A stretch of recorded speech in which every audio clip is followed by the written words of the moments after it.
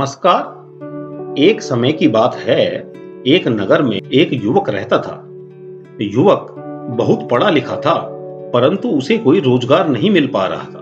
वह बेरोजगार था। उसके परिवार में उसके बूढ़े पिता के अलावा कोई भी नहीं था। बूढ़े पिता की छोटी सी नौकरी के आधार पर ही इन दोनों का भरण पोषण चल रहा था।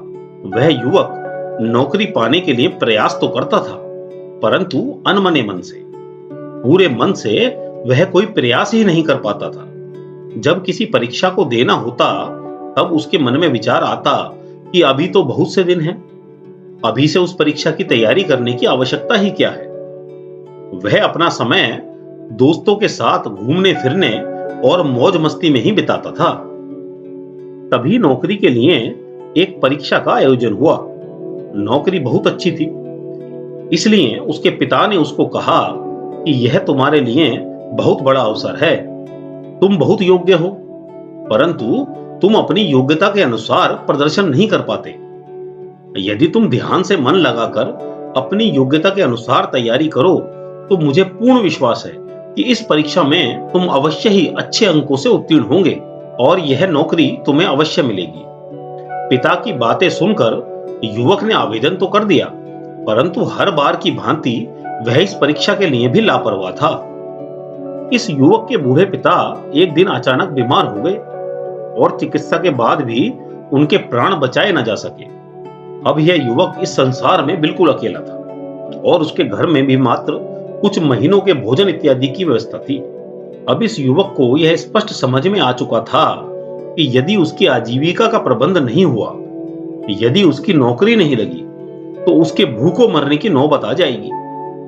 तभी उसे अपने पिताजी के कहे शब्द याद आए, बेटा, तुम योग्य तो बहुत हो, परंतु तुम ध्यान से परीक्षा की तैयारी नहीं करते हो। यदि तुम ध्यान से परीक्षा की तैयारी करो, तो तुम बहुत अच्छा प्रदर्शन कर सकते हो। अब यह युवक पूरे मन से उस परीक्षा की तैयारी में जुट गया। अब घूमना फिरना, सैर सपाटा, दोस्त या कोई भी वस्तु उसे विचलित कर पाने में सक्षम नहीं थी, क्योंकि उसके मस्तिष्क के विचारों का भ्रम समाप्त हो चुका था और उसके विचारों में एक स्पष्टता आ चुकी थी। उसे न सिर्फ अपने जीवन के लिए, बल्कि अपने पिता को भी यह सिद्ध करके दिखाना था कि वह वास्तव में एक योग्य युवक है। उस युवक ने पूरे समर्पण के साथ परीक्षा की तैयारी करी और बहुत अच्छे अंकों से वह उस परीक्षा में उत्तीर्ण हुआ। उसकी नौकरी भी अब लग गई थी। यह युवक कई वर्षों से ऐसी कई परीक्षाएं दे चुका था, परंतु आज तक सफल नहीं हो पाया था। पर आज उसकी सफलता में कोई बाधा नहीं आ रही थी, क्योंकि उसका संकल्प दृढ़ था और उसे अपने स्वर्गीय पिता को यह दिखाना था कि वह वास्तव में योग्य है। इसीलिए वह अपना सर्वश्रेष्ठ प्रदर्शन कर पाया। हम सबका परमपिता परमात्मा भी हमारे हर कार्य को इसी आशा के साथ देखता है कि कब हम अपना सर्वश्रेष्ठ प्रदर्शन करते हैं।